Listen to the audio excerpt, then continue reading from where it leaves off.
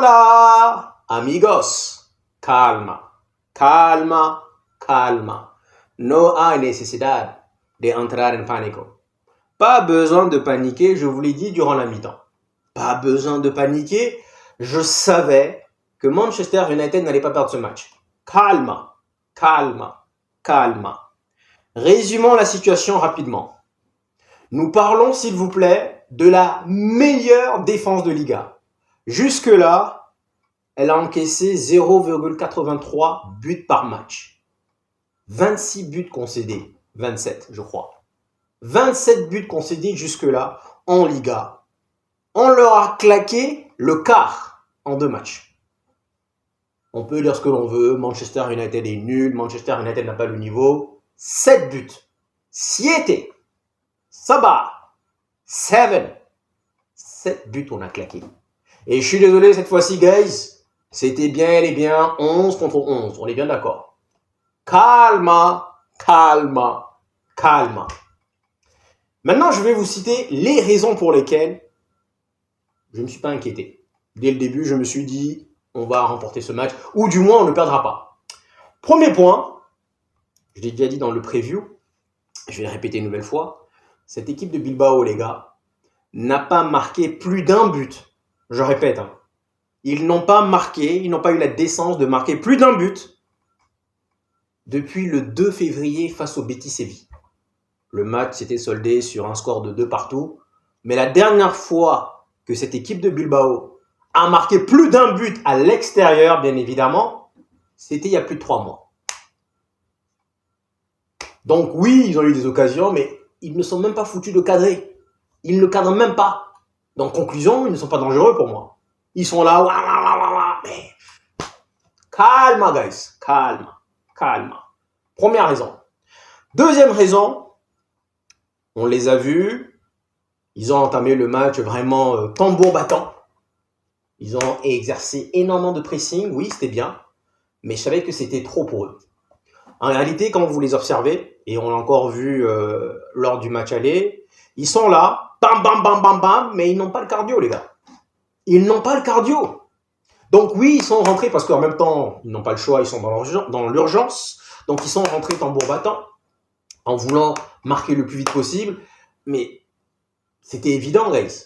C'était évident qu'ils ne pourraient pas continuer de la même manière tout au long du match. Et d'ailleurs, on l'a vu, même en première mi-temps, vous allez remarquer qu'au bout de la 24e minute, 25e minute, le pressing qu'ils exerçaient, il a commencé à diminuer en intensité.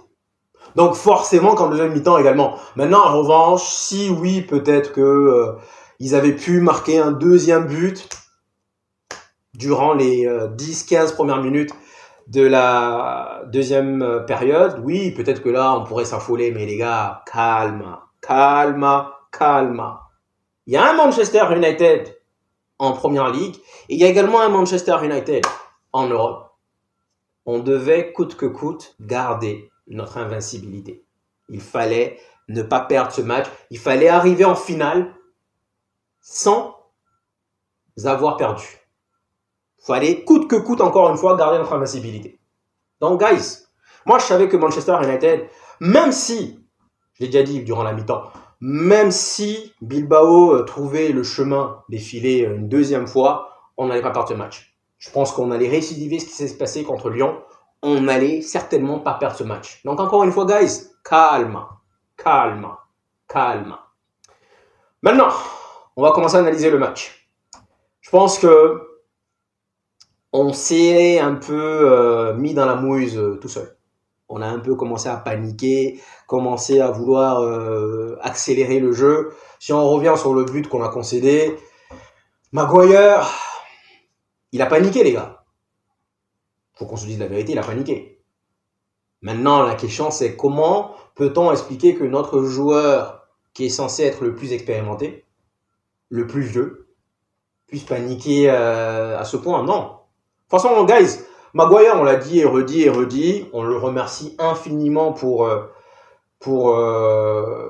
la qualification face à Lyon, parce que franchement, quel but, encore une fois. Merci encore une fois. On le remercie également pour se transformer en Ronaldo Prime au match aller face à Bilbao, mais défensivement, C'est là où on doit le juger. Et pour moi, encore une fois, là, il se précipite. Et malheureusement, tu n'as pas à faire ça. Il se précipite, il fait une mauvaise passe, première erreur. Ensuite, il y a le joueur Bérenger, je crois, qui est d'ailleurs, petite parenthèse, un très bon joueur, franchement. Je trouve que même au match aller, c'était pratiquement le seul qui m'avait tapé dans l'œil. Plus que Nico Williams, qui apparemment venait de blessure. Mais franchement, Bérenger, il est pas mal. Donc, première frappe, Yoro qui sort justement sur le joueur et qui bloque la frappe. La deuxième fois, normalement, Maguire doit faire de même. Donc, Maguire, sur cette action, il fait 2 erreurs. Premièrement, c'est lui qui fait une passe, voilà. Et deuxièmement, il doit sortir sur le joueur avant qu'il le frappe. Mais bon, de toute façon, je me suis dit, cette équipe de Bilbao peuvent autant accélérer, oui, mais à un moment donné, la réalité, c'est que le rythme auquel nous sommes habitués en Première Ligue est totalement différent en Europe. Et c'est la raison pour laquelle Tottenham, ce sera un sérieux client. Un sacré client même. Parce que les équipes espagnoles, elles jouent généralement avec le tempo, tranquille. Et donc, forcément, elles n'ont pas le même rythme. Alors que nous, justement, on connaît ça tous les jours en Première Ligue. Donc ça, c'est un avantage. Donc ça, c'est le deuxième point. La raison pour laquelle, pour moi, on ne peut pas perdre ce match, parce que je savais qu'à un moment donné, ils allaient se fatiguer. Genre, autour de la 60e minute, ils allaient se fatiguer. Et puis là, on va les guette. Coup d'accélérateur, on les guette. C'est comme ça. Troisième point, il manque Nico Williams. Même avec leurs joueurs stars, même avec les stars, Nico Williams, Inaki Williams, Sunset, là, encore une fois, ils n'ont pas marqué plus d'un but depuis 3 mois. Troisième point, donc, guys, le banc. On a vu, ils ont fait rentrer des jeunes. Tant pis pour eux, on est désolé pour cela. Mais nous, guys, notre banc, je suis désolé, notre banc, Maino, Mount, Shaw, tous ceux qui sont rentrés là, en réalité, c'est là qu'on va parler de balance. Quand vous regardez l'équipe, enfin les joueurs qui sont rentrés en deuxième période, c'est-à-dire Maino, Mount, Amad Diallo, Luke Shaw, et le cinquième, c'était qui déjà ? J'ai un trou de mémoire, ça va peut-être revenir plus tard. Mais en tout cas, juste pour vous dire que ces 5 joueurs-là, normalement, elles ramènent un équilibre rapidement, techniquement, psychologiquement et surtout QI. Garnacho, match, je crois que c'est juste avant la mi-temps, 1 contre 1, belle passe de Dorgu, 1 contre 1, il doit la mettre au fond. Il doit au moins faire le minimum, c'est-à-dire cadrer. Ça, c'est le b.a.-ba. Cadrer. Et je suis désolé, oui, moi, vous savez, je l'ai défendu à plusieurs reprises, mais également, vous savez que moi, Amad Diallo, c'est mon gars. Je l'ai dit à plusieurs reprises, Amad Diallo, c'est mon gars. Et vous le savez, même pas dans le fait dans les statistiques, même pas au-delà des statistiques, donc au-delà des passes ou des buts qu'il peut apporter, rien que sur sa touche. Il contrôle le ballon, les gars. C'est pas pareil que Garnacho. Garnacho, lui, il est là, waouh. Mais Amad Diallo, c'est ce qu'on appelle malheureusement un talent inné. Il y en a qui doivent travailler plus dur. C'est comme quand on dit que quelqu'un est né avec une fourchette ou une cuillère en or dans la bouche. Amad Diallo, c'est inné. Donc, Garnacho doit finir. Normalement, déjà, à la mi-temps, on doit se retrouver à 1 partout. Mais il cadre même pas. Mais encore une fois, quand tu fais rentrer donc Amad Diallo, tu fais rentrer Mason Mount, Ugarte, encore une fois, moi je l'aime bien Ugarte. Mais techniquement, Mount c'est au-dessus. La seule raison pour laquelle moi je ne voulais pas de Mount, c'est parce qu'il se blesse à maintes reprises. Je l'avais dit, moi, à plusieurs reprises, je suis venu, je l'ai défendu ici même. Je vous ai dit que c'était un bon joueur, c'est un joueur auquel je crois, parce que lui, en effet, c'est un bon joueur. Mais la seule raison pour laquelle je ne voulais pas le voir, parce qu'il se blesse tout le temps. Maintenant, si ce joueur-là est capable, sincèrement, si ce joueur-là est capable de ne pas se blesser, ça peut être un bon joueur. Un excellent joueur. Parce que quand on regarde le premier but, enfin, le but égalisateur, ouais, le premier but, c'est ça. Regardez le dribble et regardez comment il l'enroule. Il n'y en a pas beaucoup qui savent le faire. Quel but? Franchement, masterclass. Masterclass. Pour arriver sur son 4e but, donc le 2e but, je crois que ça on l'a déjà vu. On a eu McTominay la mettre face à City. On a vu également Bruno la mettre face à Liverpool. Ça, c'est des beaux buts, oui. Mais voilà, ça veut dire que là, c'est la technique et c'est aussi le risque. Donc ça, on l'a déjà vu. Bon, moi surtout, je vais m'attarder sur son premier but. Le premier but, les gars, c'est une masterclass. Et vous le savez, il n'y en a pas beaucoup qui savent la mettre. Franchement, c'est une masterclass. Donc encore une fois, Mount, si on arrive à vraiment canaliser le joueur, à vraiment tout faire pour l'empêcher de se blesser, on a un bon joueur. Parce qu'au-delà même des 2 buts, il y a une action où il arrive, il donne un caviar à Hamas et malheureusement derrière Hamas s'en mêle un peu les pinceaux et puis derrière, bon voilà. Mais sinon, Mount, les gars, c'est un joueur, je pense, qui marche avec la confiance. Là, il a marqué face à Brentford. Là, ça y est, il te fait des talonnades, il te fait des trucs. C'est juste rentrer, passer au-delà. Et Højlund, c'est la même chose. Hein. Mount, Højlund, il y en a plein comme ça. C'est-à-dire que Højlund, les gars, mine de rien, c'est 6 buts. Hein. 6 buts en 14 matchs. C'est vrai que ça fait longtemps qu'il n'a pas marqué. On a l'impression qu'il est vraiment aux abonnés absents, mais il a quand même 6 buts. Ce n'est pas à négliger. 6 buts. Donc pour revenir rapidement sur Mount, guys, sincèrement, moi c'est un joueur que j'aime bien. Et j'aime bien en réalité sa conduite de balle. C'est ça que j'aime bien chez lui, sa conduite de balle et puis son aisance balle au pied. Voilà, c'est ça. Et c'est un joueur aussi avec un QI élevé. Et malheureusement, c'est ce qu'on va toujours reprocher à Garnacho. C'est un joueur qui va venir essayer, mais il a un QI qu'il doit fortement améliorer. Donc, à partir du moment où tu fais rentrer des joueurs comme Ahmad, des joueurs comme Mount, des joueurs comme Luke Shaw, c'est au-dessus de Lindelof. Luke Shaw, c'est aussi un autre, voilà, qui se blesse tout le temps. Voilà un autre gars. Quand il est fit, il n'y a pas de débat, les gars. Qu'on le veuille ou pas, il n'y a pas de débat. Quand Luke Shaw, il est fit, pour moi, c'est le meilleur latéral gauche de première ligue. Quand il est fit. Malheureusement, c'est un petit con. C'est un petit con parce qu'il va aller manger des burgers, il va aller manger des pizzas, il va aller manger je sais pas quoi, de la malbouffe. Et derrière, il va se blesser. Mais encore une fois, c'est peut-être aussi également un problème d'environnement. Olé, Tena, Murto, Richard, tout ça ce sont des tocards. Et je pense que là, peut-être que là, justement, le fait d'avoir un environnement propre, ça pourrait favoriser, aider ces joueurs-là. Donc pour l'instant, beaucoup se disent qu'il faut les vendre. Déjà, ce n'est pas possible. Il faut qu'on se mette d'accord là-dessus. Que ce soit Mount ou Luke Shaw, ce n'est pas possible. Ils seront là. Mais, si jamais peut-être qu'on arrive à vraiment les garder en forme, c'est 2 excellents joueurs, les gars. Très bons joueurs. Malheureusement, sur qui on ne peut pas compter. Même là, Mount, et que ce soit Mount ou Luke Shaw, je mets encore des réserves parce que je ne serais pas surpris si, ce week-end ou face à Chelsea, derrière, on va me dire qu'il est blessé. Et c'est un bon joueur. Donc, quand tu fais rentrer des joueurs qui sont techniquement plus habiles balle au pied que ceux qui sont en train de jouer, que les titulaires, forcément, le niveau, il augmente. C'est clair. Ugarte, c'est quelqu'un qui va aller récupérer les ballons. Ça, on le sait. Mais moi, je pense que personnellement, on ne devrait peut-être pas jouer avec un double pivot face à Tottenham en finale. Ça peut aider, mais chaque fois qu'on fait un changement, à partir du moment où on fait déjà dans un premier temps, pour moi, Bruno Fernandes, c'est pas un 10, je l'ai déjà dit, mais bon, à partir du moment où on le fait redescendre dans le milieu, en compagnie de Casemiro, et qu'on rajoute, à plus de cela, on rajoute des joueurs techniquement plus supérieurs à ce qu'on avait, forcément, le jeu, il change. On l'a vu en 8e, on l'a vu en quart, on le voit maintenant en demi. C'est logique. Donc pour toutes ces raisons-là, franchement, j'ai pas paniqué.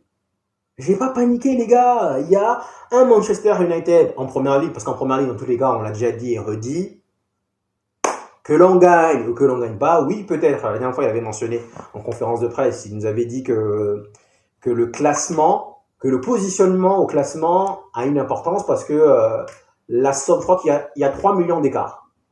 Je pense à chaque niveau, il y a 3 millions d'écarts, je crois. C'est-à-dire que si tu finis, par exemple, un exemple, Si tu finis 14e, tu vas avoir peut-être 15 millions. Si tu finis 13e, tu vas avoir 17 millions. Si tu finis 12e, tu vas avoir 20 millions. En fait, je crois que c'est ça. Il y a 3 millions d'écart entre les positionnements. Je crois bien. En dehors du premier qui gagne le trophée, qui a pris plus de 200 millions.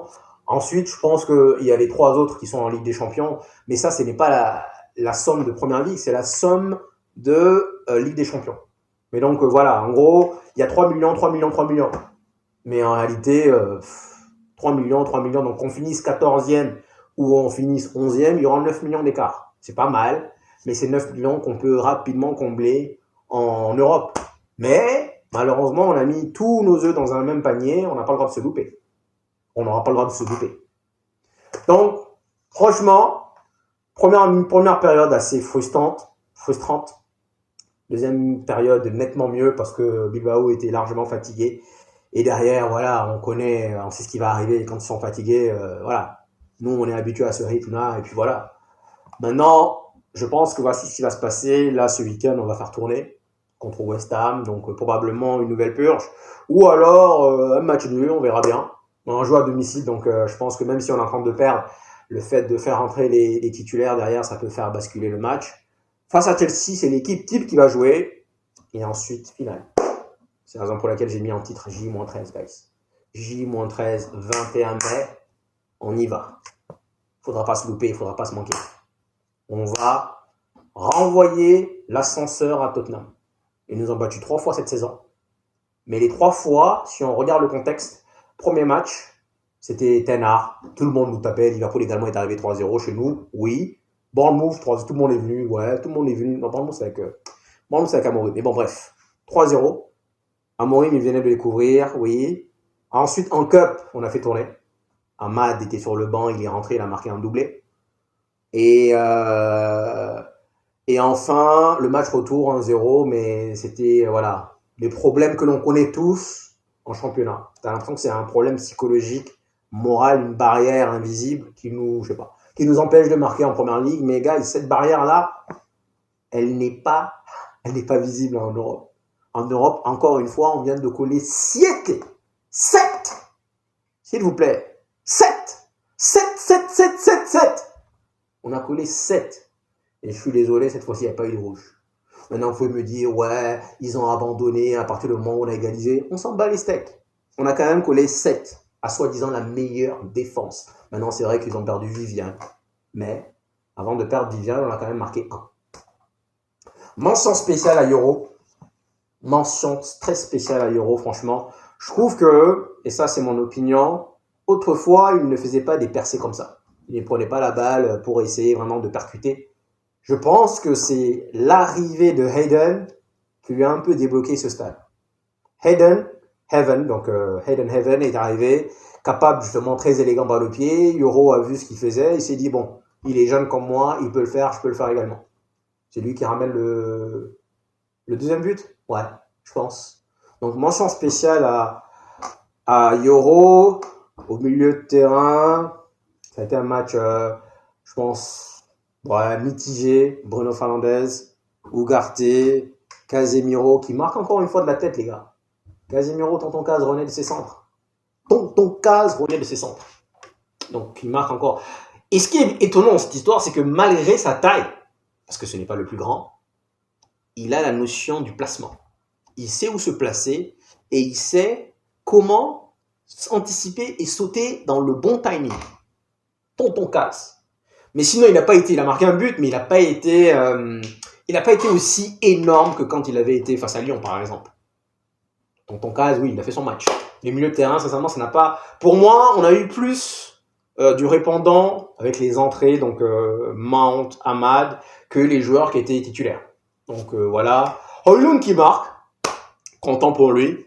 J'espère que ça va lui faire du bien. Et on le voit dans sa célébration, à quel point ça lui fait du bien. Et les gars, on va revenir encore une nouvelle fois rapidement sur Garnacho. Là, on vient de voir un joueur capable de lui offrir des passes. Et donc, ce n'est pas anormal, les gars. Le mec, il a 6 buts. Bruno en a 7, mais Bruno en a marqué, je crois, 4 pénaux, je crois.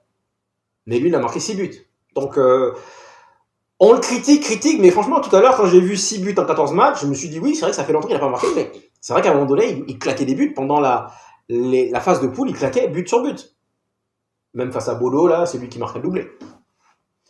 Donc, j'espère que ça va lui faire du bien. Il en a besoin, on le voit par rapport à la célébration. Et ensuite, ouais. Voilà, en fait, ma logique, c'est que il faut qu'il arrête en réalité de vouloir faire jouer des joueurs qui sont techniquement inférieurs à ceux qui sont rentrés. Je parle de Lindelof, je parle de Ugarte, je parle de Garnacho, même si je le défends régulièrement. Je parle de... mais gars, j'ai toujours pas le 5e joueur. Hein. Donc on a Ahmad, on a Mount, on a Luke Shaw, on a... c'est qui le 5e joueur, guys? J'ai un trou de mémoire. Franchement, j'ai un trou de mémoire. C'est qui le 5e joueur qui est rentré? Je n'en souviens plus. Je sais qu'on a eu Meino, oui. On a eu un double pivot Meino, Bruno Fernandes. On avait Mount, on avait Ahmad, on avait Shaw, mais je ne sais pas c'est qui le 5e, les gars. Premièrement, on a eu Mason Mount, Ahmad et Luke Shaw qui sont rentrés. Et ensuite, on a eu Meino. Et c'est qui le 5e, les gars? J'ai un trou de mémoire, c'est incroyable. Bref, demain, je vais m'en souvenir. Ou bien, parmi vous, il y en a plein qui vont, m'aider à pallier à cette solution. Donc, ouais, guys, 4-1. Les haters, mes amis, mes confrères, c'est down.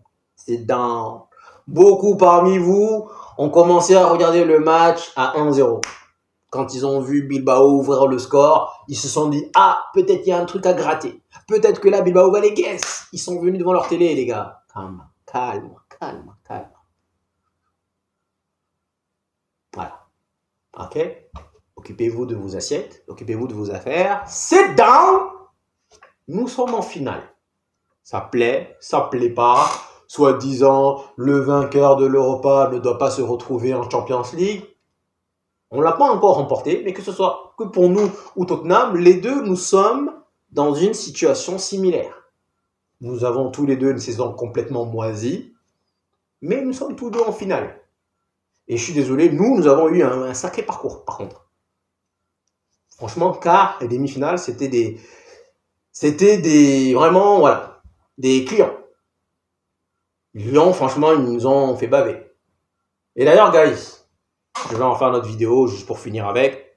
L'année dernière, malgré la saison chaotique que nous avons traversée, le meilleur match auquel nous avions assisté, c'était les quarts de finale. 4-3 contre Liverpool en FA Cup. C'était le meilleur match. Cette année également, les gars, c'est pas un débat. Le match qui nous a procuré le plus d'émotions positives, c'était face à Lyon. Quart de finale également. On était en train de se faire les nez. Mais là, je vais faire une vidéo spéciale pour ça. Plus tard, à la fin de la saison. Quelque part, je me suis dit que l'ombre de Coventry allait revenir, mais non. Calma. Tottenham, ça sera un bon match. Je pense que c'est 50-50. Le bal est ouvert. C'est vrai que Maddison n'est pas là, mais 50-50. Si Manchester United joue avec ses armes, sans paniquer, comme on l'a vu aujourd'hui, Maguire, on gagne. Je pense que Manchester United est capable du meilleur comme du pire, mais je vais dire dans l'inverse, du pire comme du meilleur. C'est-à-dire que première mi-temps, il ne faut pas compter sur nous. Généralement, nos premières mi-temps, elles sont moisies. En dehors de la première mi-temps que nous avons réalisée face à Bilbao au match aller, généralement, nos premières mi-temps sont moisies. Donc, si on parvient à avoir un 0-0 ou un solide 0-0 face à Tottenham à la mi-temps, on va faire les changements. Ou alors, il faudrait simplement qu'il arrête de titulariser des joueurs, encore une fois, moins techniques que ceux qui sont rentrés, guys. Merci d'être venu jusqu'ici, guys. Merci infiniment pour le soutien, pour le suivi, pour la force. Parce qu'encore une fois, c'est vous, guys, qui m'avez permis de vivre ces instants. Merci, guys. Du fond du cœur. Big up à chacun d'entre vous, peu importe où vous vous trouvez. Je vous salue, je vous remercie, je vous dis à demain pour une analyse sur les réactions d'après-match.